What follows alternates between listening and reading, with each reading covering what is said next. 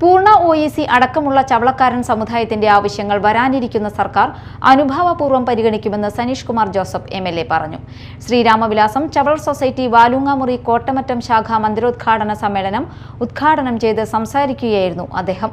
കാലങ്ങളായി അതിപിന്നോക്കാവസ്ഥയിൽ തുടരുന്ന ഇങ്ങനെയുള്ള സമുദായങ്ങളെ സമൂഹത്തിന്റെ മുഖ്യധാരയിൽ എത്തിക്കുക എന്നത് സർക്കാരിന്റെ ലക്ഷ്യമാണെന്നും അദ്ദേഹം കൂട്ടിച്ചേർത്തു. ശാഖാ പ്രസിഡന്റ് ബാബു കോട്ടമറ്റം അധ്യക്ഷത വഹിച്ചു. സംസ്ഥാന പ്രസിഡന്റ് PK അശോകൻ ശിലാഫലകം അനാച്ഛാദനം ചെയ്തു. ശാഖാ മന്ദിര നിർമ്മാണത്തിന് സൗജന്യമായി സ്ഥലം നൽകിയ മുൻ സംസ്ഥാന പ്രസിഡന്റും ഗ്രാമപഞ്ചായത്ത് അംഗവുമായ VK കൃഷ്ണനെ ഗ്രാമപഞ്ചായത്ത് പ്രസിഡന്റ് ലീല സുബ്രഹ്മണ്യൻ പൊന്നാട ചാർത്തി ആദരിച്ചു. സംസ്ഥാന general secretary Vineesh Sukumaran, Baiju K Madhavan, KA Shailajan, സംസ്ഥാന വനിതാ പ്രസിഡന്റ് സരള സുരേഷ്, PV അഭിലാഷ്, ഗ്രാമപഞ്ചായത്ത് അംഗം അനിത വിനേഷ്, ശാഖാ സെക്രട്ടറി ബിന്ദു ദാസൻ, കലാ ശ്രീനിവാസൻ, ജിഷി സജീവ്, VK ബൈജു എന്നിവർ സംസാരിച്ചു.